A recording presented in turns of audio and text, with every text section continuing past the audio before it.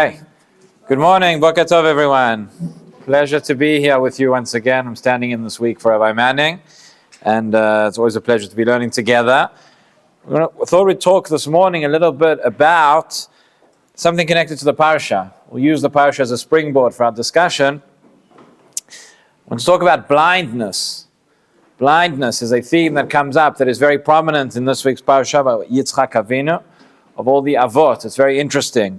And we have a mysterious parsha, mysterious story that takes place in this parsha as a result of the fact that Yitzchak cannot see. A lot of questions that this raises, a lot of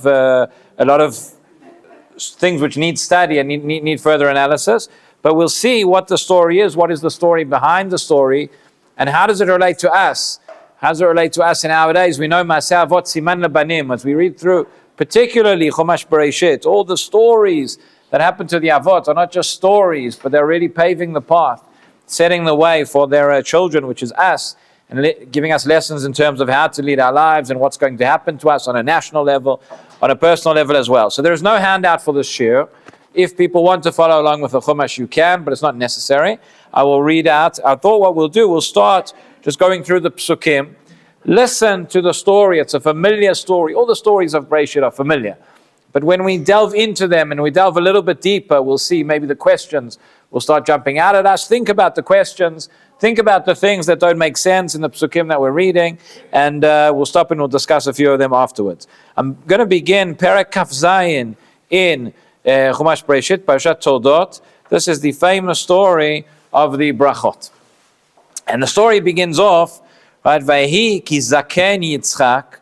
Yitzchak was very old.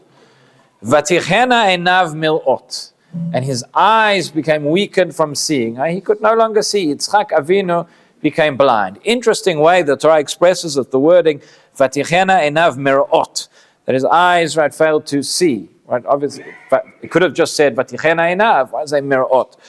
There's an emphasis here on the fact that he cannot see with his eyes. Vayikra et Esav bno hagadol, vayomer elav bni, vayomer elav hineni.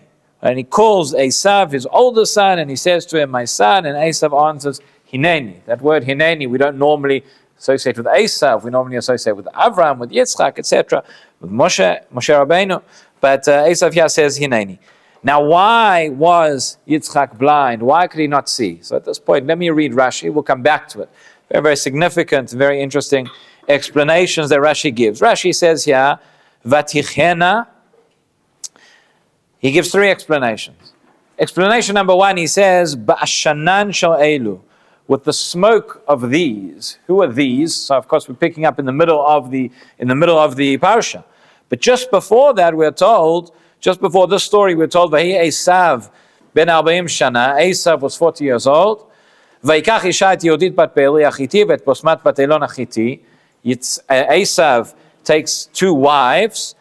And we're told, Batiyana moat ruach liYitzchak u'lerivka. These wives caused a lot of grief, a lot of anguish, a lot of discomfort in the house. They were not exactly the model of, what a nice Jewish home is, what nice Jewish wives are going to be like. So Rashi tells us, that this is the connection between the previous section and this parsha. So Vatichena b'ashanat she'elu, with the smoke. What is the smoke? Not that they were smoking cigarettes. Shayu mashnot umakatrot la'avodat kochavim. They were burning incense for avodah zarah. Imagine such a thing. In the very home of Yitzchak and Rivka, there is avodah zarah that is being worshipped. That smoke, she tells us from that smoke, that is one explanation how Yitzchak became blind. Davar acher, a second explanation. Shene'akad al gabei hamizbeach. When Yitzchak Avinu was bound up at the Akedah, Vaya aviv rozeh leshochto, and his father was going to kill him. Be'ota sha'a niftachu hashamayim. At that moment, the heavens opened up. Va'u malachei hasharet vayu bochim. And the malachim, the angels, saw, and the angels began to cry. The angels began to weep, and their tears went, so to speak, went into the eyes of Yitzchak. And that is ultimately what caused his eyes to weaken and caused him to become blind. Two explanations could not be further removed from one another. The first one says from the ktoret, from the incense, from the smoke of avodah zarah that was within the house. Second explanation says from the tears of the malachei hasharet. Okay, and finally, and this is very mysterious, says Rashi, davar acher, kadesh yitol Yaakov et habrachot. In order that Yaakov could get the brachot, in order that this whole story could work, and HaKadosh Baruch Hu engineered it in such a way that Yitzchak couldn't see, that he had to be blind. Why did he have to be punished? Why did he have to be blind so that Yaakov could get the brachot? Couldn't it be done another way? Okay, so that's what Rashi says. Those are the three explanations. We'll come back to it. We're going to focus specifically on the first two, but we'll come back to it later. Back in the Psukim. So Esav comes, Yitzchak calls Esav, and he says, Vayomi inena zakanti, lo yadati yom moti. Yitzchak says, I'm old, I'm getting old, I don't know when I'm going to die. Vatas ana kelecha telecha v'kashtecha v'tzeat sadeh v'tzud ali tzayid. Go and take your weapons, go and take your hunting tools, go out into the field, and trap for me an animal. V'aseli matamim kasha ahavti, v'avi ali v'ochela. Make me nice food and bring it to me and I'll eat. This all sounds very, very strange, very bizarre. This is what Yitzchak cares about. It's not about the food in and of itself. Yitzchak Avinu is not concerned with the steak. He's concerned with giving Esav the opportunity once again to fulfill the mitzvah of Kibbud Av. And therefore he says, do that and bring it to me and I will give you a bracha. I will bless you. V'rivka shomat v'daber Yitzchak el Esav b'no. This is where all the problems start, when somebody overhears what somebody else is talking about. So Rivka hears what's going on. Vayelech Esav hasadeh latzud tzayid la'avi, and Esav goes out. He's out of the way now. He's in the field. V'rivka amra Yaakov b'na. So Rivka turns to her son Yaakov and she says, by the way, Yaakov b'na. Yaakov was not the son of Yitzchak. He was the son of Yitzchak and Rivka. Yeah, the pasuk is emphasizing he's the son of Rivka. I heard your father talking to Esav. This is what he said. And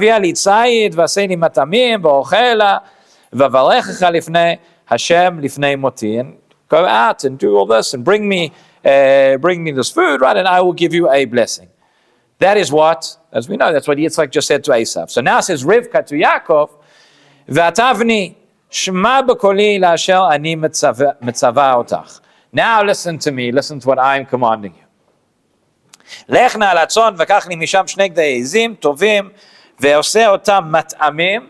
Esav's out into the field. You don't need to go into the field. Just go into our flock. Bring me two goats, right? And I will prepare them for your father. Ve'eveta la'avicha v'achal b'avur asher yivarecha lifnei moto. And you will bring them to your father, and he will eat them, and he'll give you the bracha. The question here, the question that we ask ourselves as we read through this parasha is, couldn't they just have spoken to Yitzchak? Couldn't Rivka just gone and told Yitzchak, why are you giving the bracha to Esav? Give the bracha to Yaakov. But no, this whole treachery, this whole scheme, etc. Vayom Yaakov el Rivka imo, hein Esav achi yesh sa'il, v'anochi yesh chalak. Yaakov says, Imam, kol hakavod, this isn't going to work, right? He's hairy, I'm not hairy. He's going to be, our father he's going to be onto us.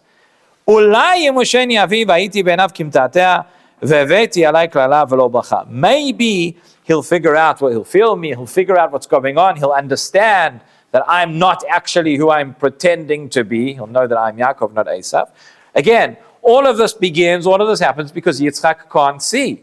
So he's not going to see, he's not going to recognize it, but ulai yimusheni, maybe he's going to touch me, maybe he's going to feel me, and he'll realize that I'm pretending to be Esav, but I'm actually not. So, there's something here, by the way, that's very, very interesting. It's not our direct topic right now, but there are a lot of questions that this raises, and tremendous difficulty.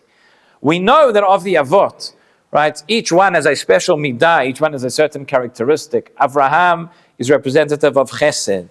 Yitzchak is representative of Gvura. Yaakov is representative of Emet, of truth. We say it every day, Titein Emet LeYaakov. This whole scheme, this whole thing seems to be very opposite of truth. It's lying, it's treachery, it's deception, etc.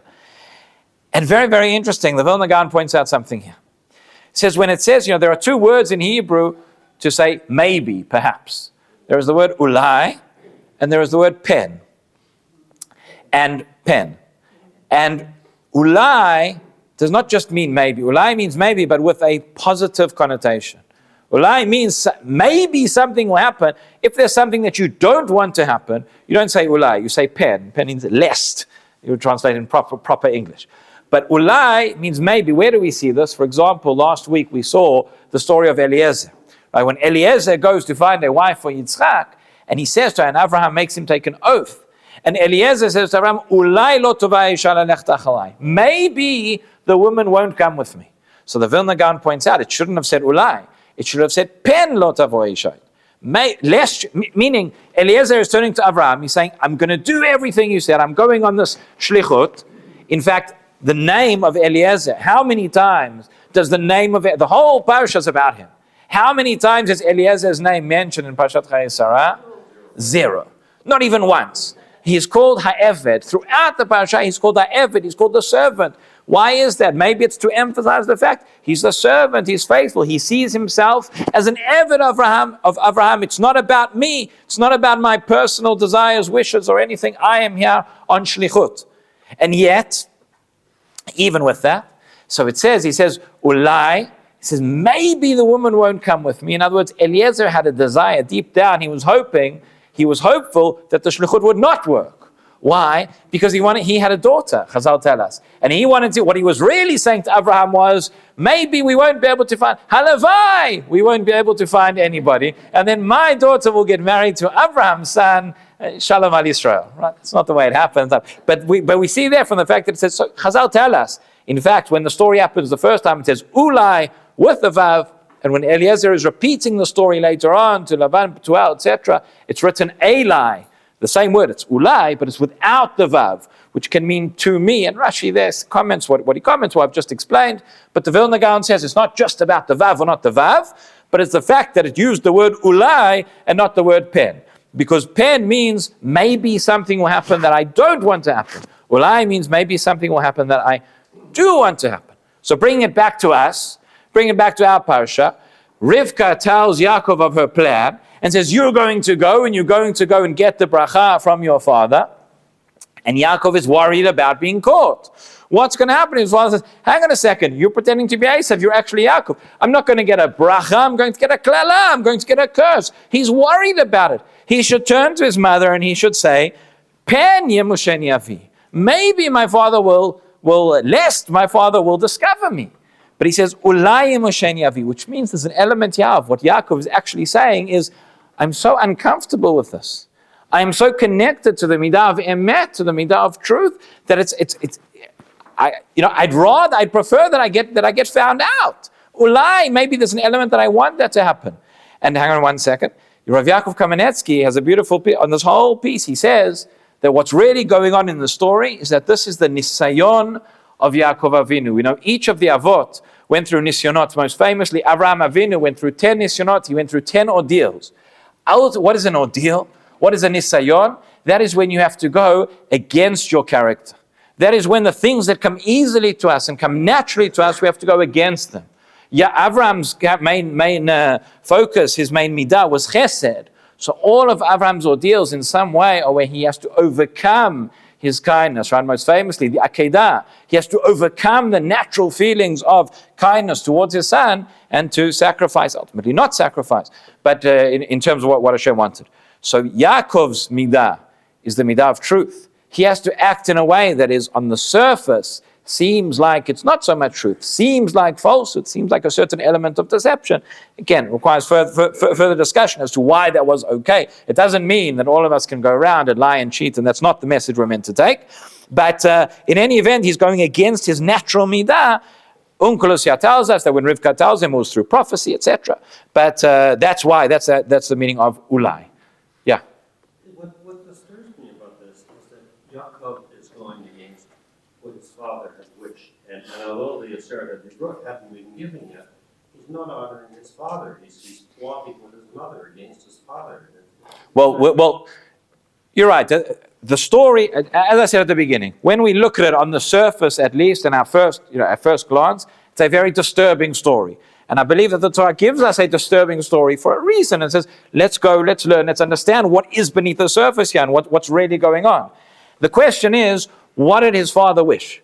Right? That's the question underlying the whole story. What did Yitzchak want? And we'll see in a moment when Yaakov comes in, there are two different schools of thought amongst them Mepharshim in terms of what Yitzchak thought after he discovered Yaakov. Did he realize that did he think it was Esav standing before him? Or did he actually realize that it was Yaakov standing before him? Many Mepharshim say he understood that it was Yaakov standing before him. And that's part of the whole plan. We'll see. Just two things. One is, could it be that the translation of Ulai would be maybe? Yes. And then 10 would be less? Right. Could that be? Yes. Okay, and the other thing I'm just thinking is that with Sarah, when Hashem says to Aaron, listen to Sarah, you take it forward now. Again, it's a woman doing something that we would think would be not so good. But it's very... You said that, not me. But listen to Sarah, because there's a wisdom that works its way into the Torah. Yes. Sure. And it's not always straightforward. It's not always straightforward. That's right. That is not the message to take from the share. Okay. In any event, so it carries on. So Yaakov says, "Oh, maybe, yeah." Okay. So we'll skip a little bit. We get to the part where he comes in. So he takes the goats and he takes the skins and he puts them on and he pretends to be Esav, seemingly. That's one reading of it. Right. Vayavo al aviv, vayomer avi, vayomer hineni. Right, he comes inside, he says, my father, he says, here I am, who are you? Vayomer Yaakov el aviv, anochi Esav b'chorecha, asiti kasher dibarta elai, kum nashva v'ochla mitzedi b'avur tvarachani nafshecha. Yaakov says to his father, I am, anochi Esav b'chorecha, I am Esav, your firstborn. Okay, Rashi here points out famously that what did he say? He says, Anochi Esav b'chorecha, Anochi oam evinecha. He says, Anochi, it's me. Pause. Esav is your firstborn.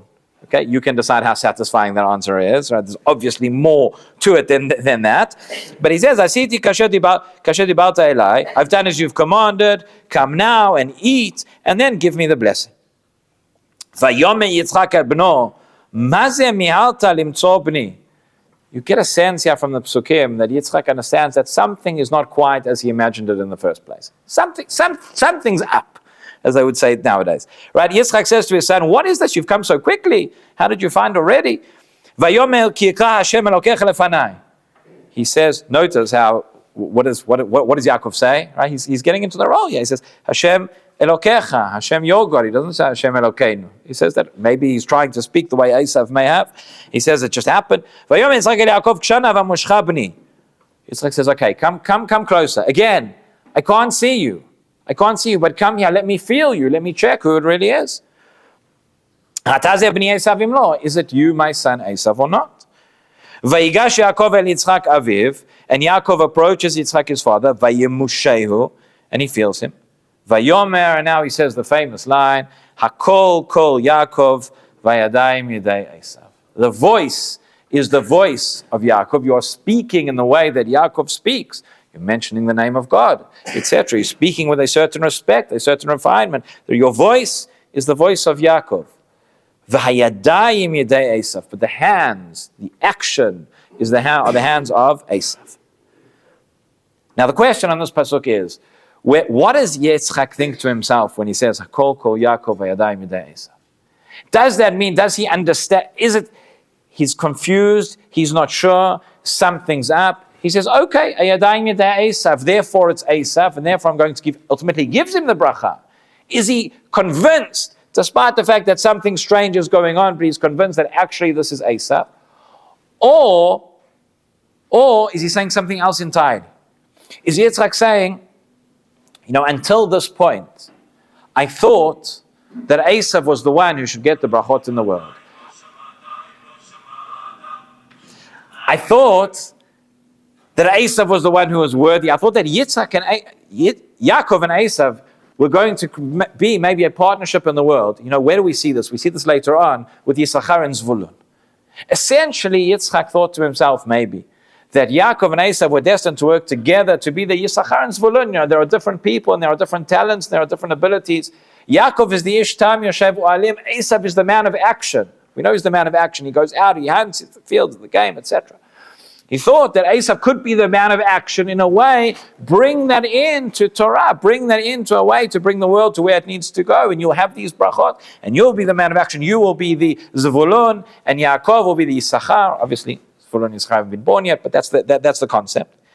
And then when he says, Hakol kol Yaakov vayadai midei Esav, maybe the fact is, I realize now that I made a mistake. I thought that there were two, at this point already, that there were two brothers. There was Yaakov with the call and there was Esav with the hands, and Yaakov was unable to do that. But maybe what Yitzchak is saying is, I now understand who is standing before me, that it's in one son, that it's all Yaakov. And Yaakov has been able to do what he's been doing, and it's not just because of trickery, but it's to show that Yaakov has the tools and he's able to act in the world, and he can be the man of action as well. In other words, Ayadai midei Esav, the hands which are worthy of receiving the bracha, which I thought was going to be through Esav, is actually going to be through Yaakov. In other words, it's not clear from the Psukim, and that's why we have two different strands of thought in our commentaries. Yitzchak realizes that the son who is standing in front of him is the one who's going to get the bracha. And he gives him the bracha. Does he know that it's Yaakov, or does he still think that it's Esav? That we don't know. There are those who say that yes, maybe that was the trickery was that Yaakov had to make Yitzchak think that he was someone who he's not, make him think that he's Esav. Or maybe the point is no, he's not actually tricking him. He's acting in a way, he's overcoming his midah ve'emet in such a way, but to show that he can be in this world and he can act in this world and he can do what needs to be done. And that is what convinces Yitzchak. And Yitzchak realizes, okay, this is Yaakov. But Yaakov is not who I thought he was. What certainly comes out of this parsha is that Yitzchak by the end realizes that Esav is not who he thought Esav was. Maybe he realizes that Yaakov is not who he thought Yaakov was. Does he know who's in front of him that he can't see? That we don't know. Yeah. I think maybe it could also be that he realizes, though he thought that our leadership of our nation has to be Yadayim, Esav, the TORAH. Now he realizes that you need both, and that Yaakov and that Yaakov can fulfill both the Kol and the Yadayim. Yeah. So again, the truth, we're going to see this from now through to the end of Bereshit. It's going to come up again with Yisachar and Zvulun. It's going to come with Ephraim and Menashe. It's going to come up throughout. I think Yitzchak understood that we need both, but Yitzchak thought that what was the machloket? What was the argument between Yitzchak and Rivka? We asked, why couldn't Rivka just come to Yitzchak and say, why do you have to go through this whole thing? Because that wouldn't have proved anything. Because Yitzchak thinks that we need both, but they can be done through it's two separate people. And what Rivka is essentially saying is that we're not there yet. We're not there yet. Right now, Esav has to be thrown out in the same way that Yishmael had to be thrown out. And Yaakov is the one, Yaakov's got everything, and later on Yaakov is going to split up into the 12 tribes. Yes? All the Imahot resorted to subterfuge to get things going right. They had a Torah, or whatever it was, like Sarah sent away Hagar, and Hashem said, listen to Sarah, listen to your wife. It's interesting. It's always good advice, yes. Correct. You're right. And here too as well, it doesn't say here, it's not as explicit in the Psukim, but in the Onkelos he says that Rivka did what she did through prophecy as well. Okay, in any event, so then we know the rest of the story, right? Yaakov gets the bracha. Afterwards, he goes out. Now, just say the following. We're going in the Psukim. Right, he says, "Vayom ataz b'ni Esav v'yomer ani." Again, he says, "Is this you, my son Esav?" And he says, "It is me." There's a lot of repetition in the Psukim. He says, "Yes, give me the food. I'll give you the bracha." He brought him food. He brings him wine. Approach me and kiss me.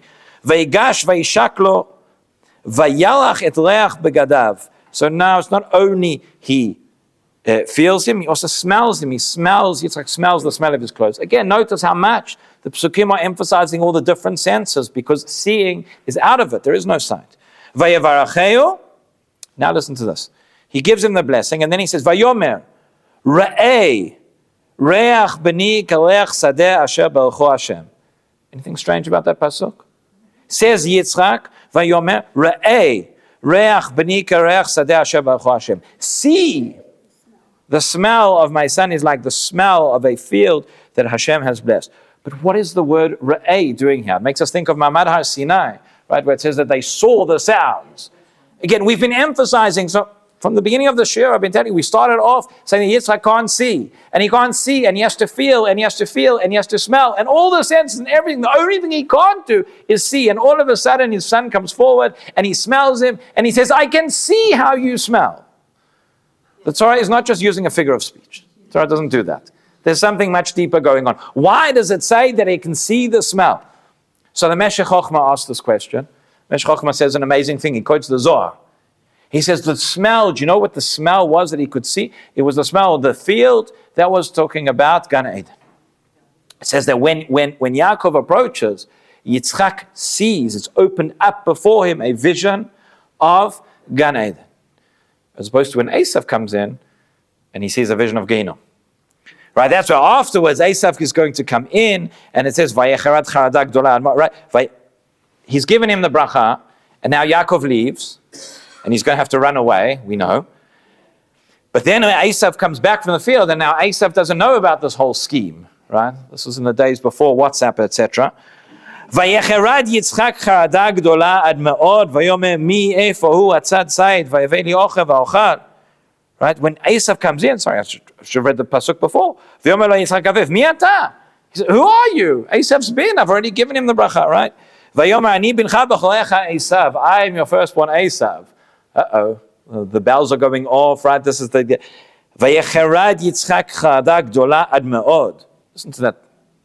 Vayecherad Yitzchak charada. He is trembling, a very great fear. Gdola ad me'od. You can't emphasize that more if you try. V'yomer mi efo hu? Who is it? I said Said vayavei li va'ochel. Mikol b'tiyom tavo v'ochel gam baruch yeh. So again, the superficial, the surface, simple reading, if we didn't have any other Mefarshim, seems to be Yitzchak made a mistake. He didn't know. He thought it was Esav. Something fishy was going on. Okay, but I gave Esav the bracha. Now somebody else comes in and it's like, what's going on? I made a huge mistake. So there's certainly a reading that could say that Yitzchak didn't know. He didn't know that Yaakov was Esav. He thought it was Esav, and now Yaakov comes in. Well, now Esav comes in. He realizes he's given the bracha to the wrong son, etc. That's one reading. Again, many of the Midrashim, many of the Farshim understand Yitzchak knew. He knew that it had been Yaakov. But what's the charada gdola? Again, he doesn't think he's given the bracha to the wrong person. He knows he's given the bracha to the right person. But he realizes that his son Esav is in fact not the person who he thought he was, and he's not capable of doing what he thought, etc. Okay. There's a lot more to talk about. There's a lot more to unpack. That wasn't really our direct topic now, but we had to get a picture of it. We could talk about this for hours. We could talk about this for months. But that's hopefully giving you something to think about at your Shulchan Shabbat. But I want to go back to what we started off with. This whole story and this whole incident and all the questions raised and all the issues it raises and all the difficulties. And again, these brachot are not just something that happened, once upon a time, but this is leading to how the nation that are going to be the descendants of Yaakov and the descendants of Esav, and how we're going to have our place in the world, and everything that's going to happen throughout Jewish history. It all has its roots in this Parshat. And it all began, and this whole story and this whole thing, meaning the root of Bnei Yaakov ultimately receiving the brachot, all began from the fact that Yitzchak Avinu was blind. From the fact that Yitzchak couldn't see, right? That was the third reading in Rashi. I want to go back now to that Rashi, and I want to explore a little bit. Yeah. All our history unfolding. Yeah. Because of this moment, it's so near. Right. He doesn't just hate it. I'll tell you, he doesn't just hate us because of that. Right. It goes far deeper. But yeah. So now again, I'm going to read it to you again. The Rashi that we started off with. Remember the beginning of the whole parsha, the beginning of the whole story. This whole thing begins because Yitzchak Avinu is blind and he cannot see. Why is he blind? Again, the two main reasons that Rashi brings, Bashanan Shel Eilu, remember the smoke of the Torah, the smoke of the incense, the smoke of the Avodah Zarah that is within the house, or because of the tears of the angels from above. Last year, Parshat Toldot, I remember it, Rabbi Wein Zatzal gave a drasha on Shabbat morning upstairs, and he said something which appears more or less in a similar form in a book which he published earlier, B'Mesila Nali. And he quoted this Rashi, and he quoted these two ideas of the tear, of the blindness, where it comes from. Either from the, as we've said, either from the Avodah Zarah inside the house, or from the tears that come outside, the tears that come from the Malachim. And listen to what Rabbi Wein writes. He says, the Torah tells us that Yitzchak cannot see. Our rabbis, as always, go into a deeper level, a deeper understanding of the story. This is not just, old age and you can't see. There is a spiritual idea behind this as well.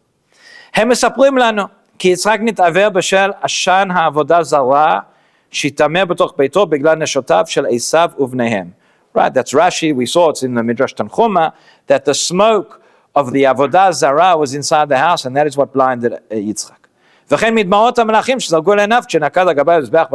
So too from the tears of the angels. On the one hand,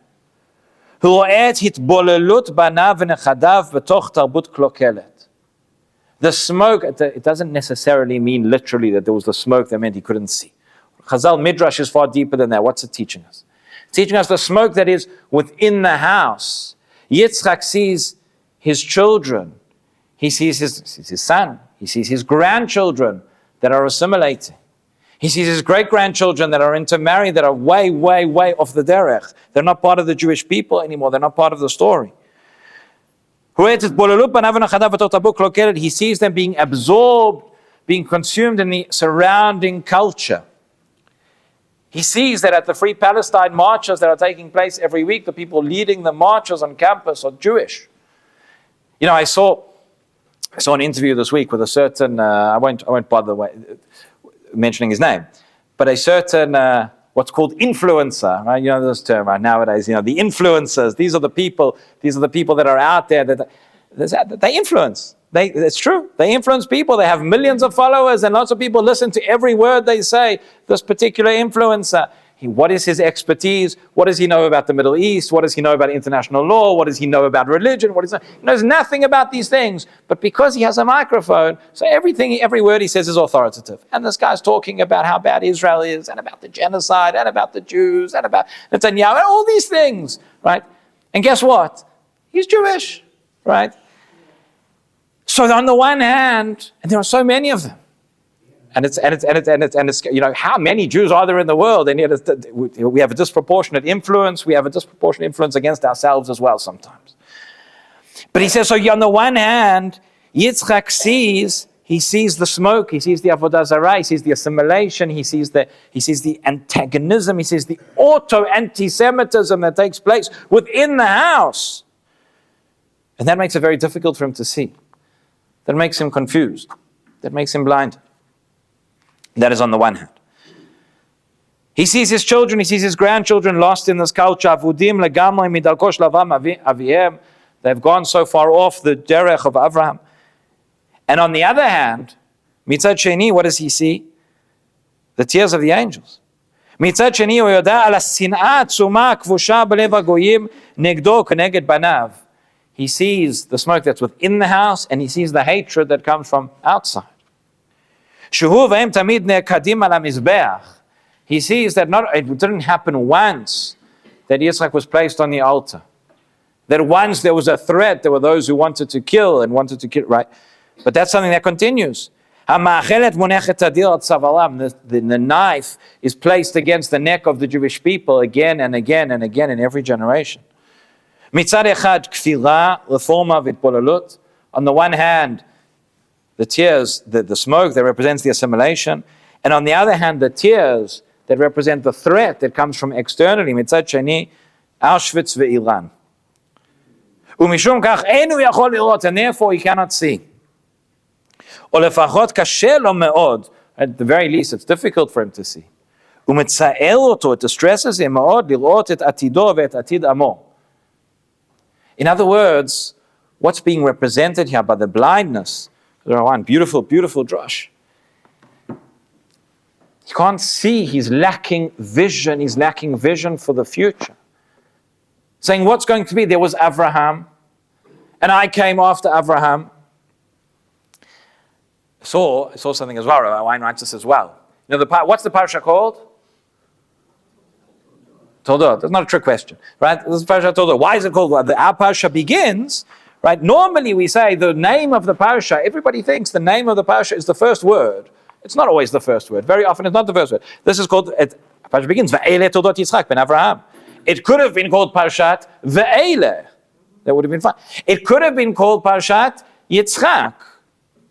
Because in fact, that phraseology, Ve'ele Toldot, we've seen that before, right?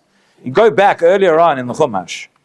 The second parsha of the Chumash is Parshat, you all know it, Parshat Noach.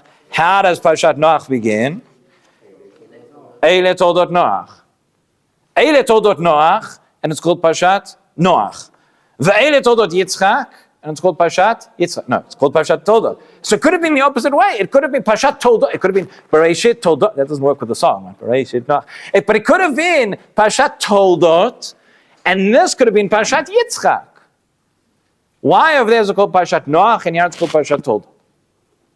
So Rabbi Wine said something amazing. He said, what happened? Both Noach and Yitzchak come through a cataclysmic event where nearly everything is lost. By Noach, nearly the entire world is destroyed. By Yitzchak, nearly his entire world is destroyed. But they survive. Both of them are survivors. But Noach, as a survivor, what does he do? He goes and he plants a vineyard, and he gets drunk. And we know, and the Meshech Chochmah points out, at the beginning, Noach is an Ish Tzaddik. By the end of the Parsha, he is an Ish Adamah. So it's Parshat Noach. He wasn't able to continue it. But Yitzchak, that event at the Akedah that became seared into Jewish consciousness, that became seared into a part of who we are as part of our DNA and gets passed on generation to generation to generation and continues. So it's Parshat Toldot. Toldot, it continues, it carries on. We carry on the story. So that's Yitzchak. So Yitzchak carrying on the story from Abraham. But now he sees, he's looking forward and he's looking into the future. He knows what he's done. He knows what his father's brought into the world. He knows what he's continued that revolution. Abraham dug wells and Yitzchak redug the wells and he gave them the same name. But now he's looking forward. And what does he see? He sees within the home, he sees assimilation, he sees everything is lost. And he sees from outside, he sees that the Akedah is not over, but it's going to continue, and they continue attacking us, and there are so many tears that will be shed throughout Jewish history. What's left? What hope do we have? Everything seems very, very dark. And then in comes Yaakov. And the one place where the Parsha says that he saw is when Yaakov comes in, and he smells the smell of Gan Eden, and he sees, and he has this vision of Gan Eden, and he has a vision for the future. It's a way of, seeing Yaakov, and HaKadosh Baruch Hu ultimately saying to him, Yitzchak, it's okay. Sometimes when we look around us, everything seems so dark, and everything seems to blind us physically. But by not being constrained by what we can see around us, which does not always seem to be very good, there doesn't seem to be a prognosis. But there's a spiritual vision, there's a deeper side, and it's ironic and it's paradoxical, but the fact that Yitzchak Avinu cannot see in the literal sense is what allows him to see further, and that's why he can see Gan Eden, which is not right here in front of us. It's not what you see on the news when you turn it on. In our days, I would say, if you turn on the news, which as I've said many times, and you all know what I'm going to say, it's never a good idea. But if you turn on the news and you listen to the media and you listen to what's going on, and it doesn't matter, and after 2 years of war and all the achievements and all the things and all the miracles, and yet you turn on the TV and it's all doom and gloom, and this one was our friend and this one's not our friend, and this achievement is lost and that's lost, and and I'm not saying there aren't things to worry about. There are things to worry about. There are things to be concerned. Not negating that.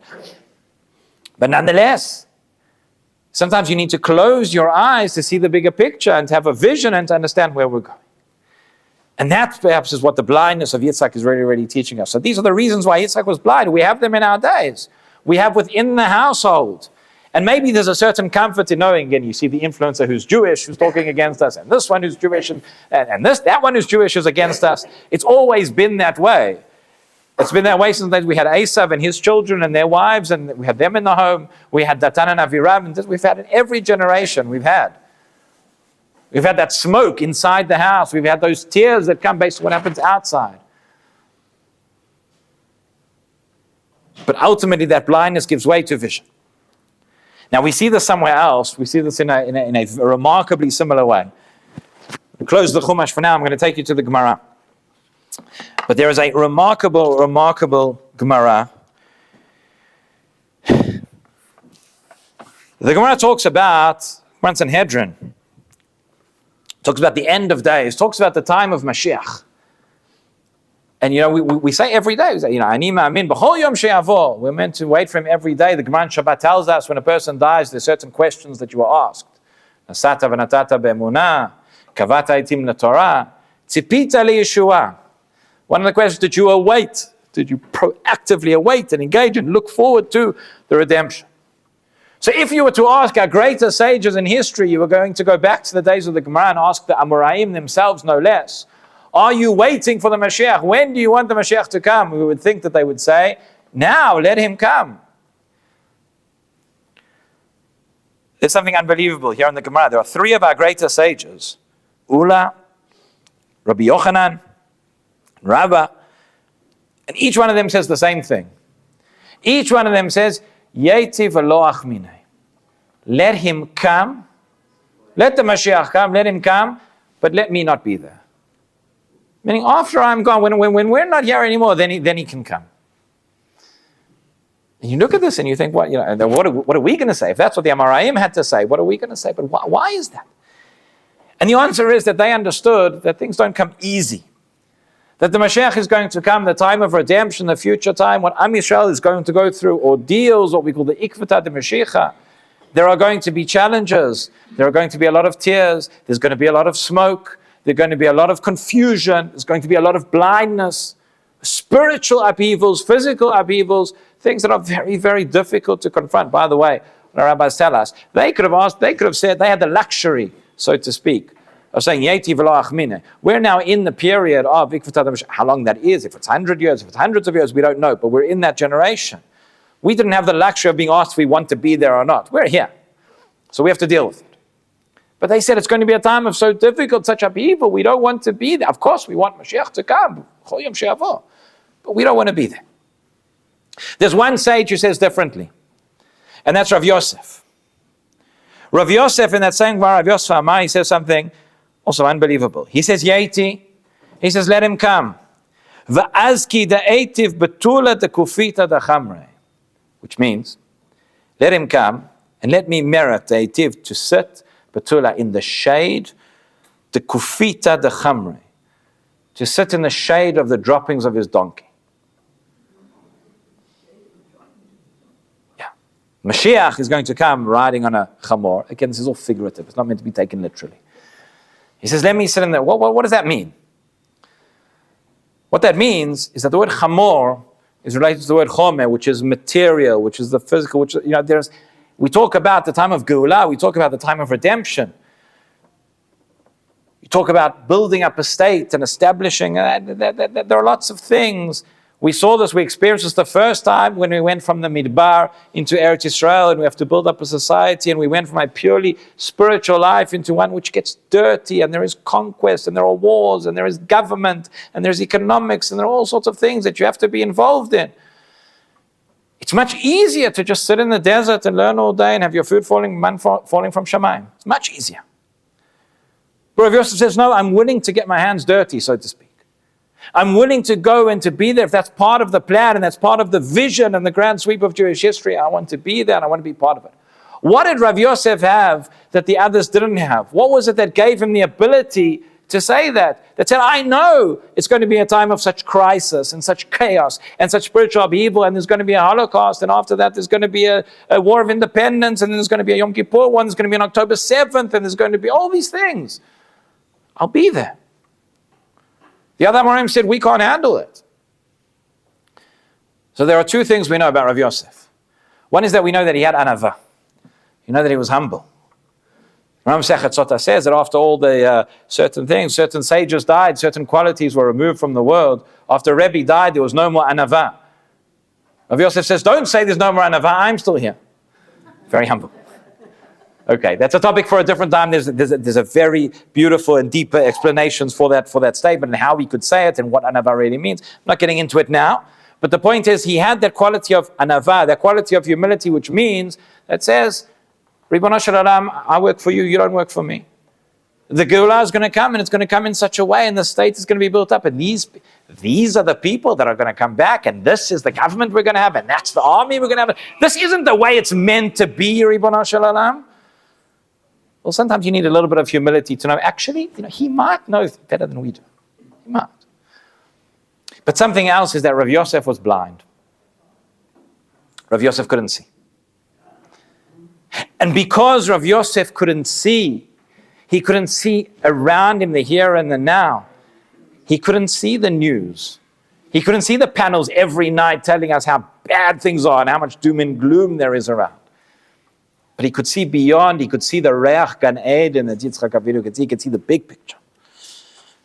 That's the difference. I'll read to you here of Eli Sadan, the founding Rosh Mechina of Eli. He writes this in one of his sichot, and he says the following. He says it like this. I just have to find where it is.